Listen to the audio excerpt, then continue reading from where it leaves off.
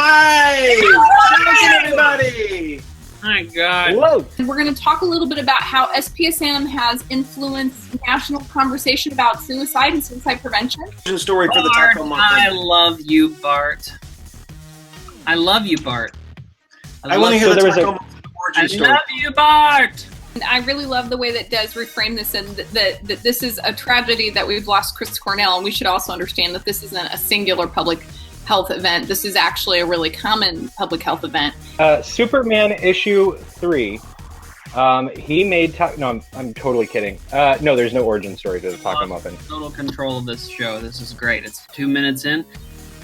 And like I said, the real idea here is to create a committee that can forge responses in basically real time. It's really common to see people start to include the lifeline. That's been a change in just the last couple of years. I think we should be sensitive to people that eat bloody broccoli. Broccoli? Broccoli? I can't predict who's going to die by suicide. I just know that people will do it, and some of them will be famous.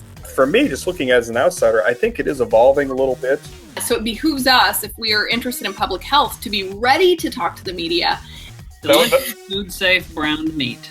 That was my nickname at college, but I didn't know that. We were ready to respond right when the journalists were looking to put those articles together. I mean, we did a lot so that really effective news coverage could happen. So we don't ever try to do things ourselves by ourselves.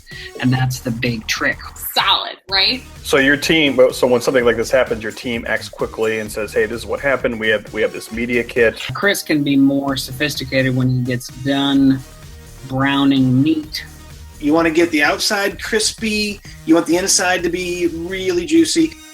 Bart, I hear your meat is delicious, and I am super jealous. Oh boy, just like anybody's job, it's probably not best for you to show up at somebody's job and tell them how to do it. Not we at all. are lucky to have relationships in the media with people who are extraordinarily good at their jobs.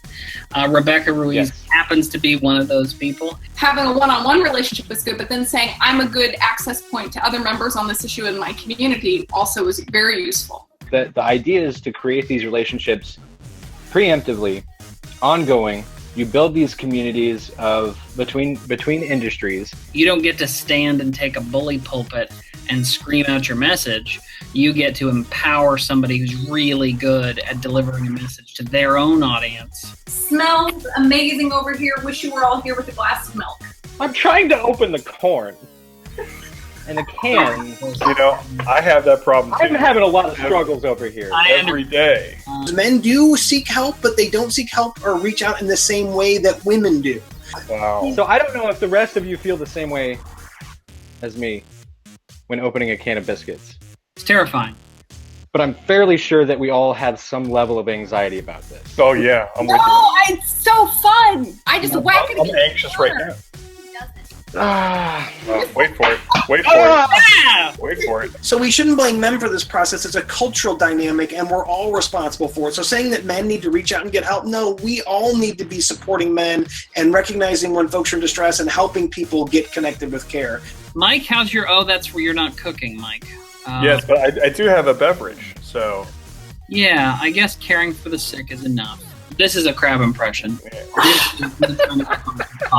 I just worried about the steaks. That's all I worry about. Are you filling those tacos with your meat? So this would be season. I'm gonna. That was low-hanging fruit, everybody. Hey, I gotta flip my meat.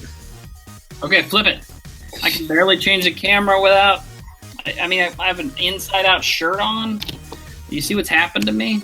I think we tell men the same thing, and it's probably not very effective. Hey, come on in, we'll talk about it. And that's probably not very effective. We haven't funded suicide research enough to really, and our research about the signs are that there isn't one set, and they're not very strong predictors. They let us know when people aren't doing well, but that doesn't necessarily tell us who's at risk of dying. Hey man, it's cool. Do whatever you want, but you'll feel a lot better if you do it this way. If I could do one better thing, when somebody dies by suicide, I would love to be able to say, a lot like Ebola, this is probably preventable and fixable, and we just haven't invested in the science to do it. Are there ways that we can do that type of thing for very specific audiences? So, who doesn't like a masturbation joke?